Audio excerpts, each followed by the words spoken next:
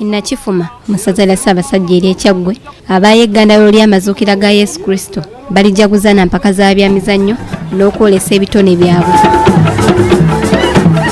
Omukolo gwategekeddwa abakulembeze mu kitundu kino wamu ne banneekolera gyange abakulembeddwamu Dr. Karim Ofono era nga gwatandise na mpaka za Bugaali, omupiira n'ebirala. Zuria Basiima abadde omugenyi omukulu ku mukolo guno atongoza ekitongole kya Dr. Karim Ofono omu ku bateesiteesi ekyatuumiddwa Ofono Karim Sports and Traditional Foundation eky'okuyambako okutumbula ebitone by'abantu eby'enjawulo era ne yeebaza n'abeetabye mu mpaka zino. Ntongoza Ofono Karim Sports and Traditional Foundation ab'emikwano nkitongoza.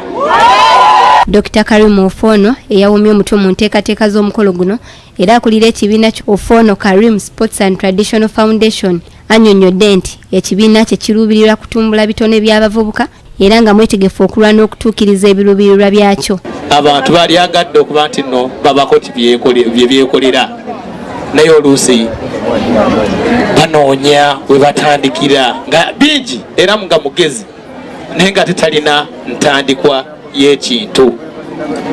Kigendererwa kya kampani kigenda kuddukirira nga bantu nga we batyo.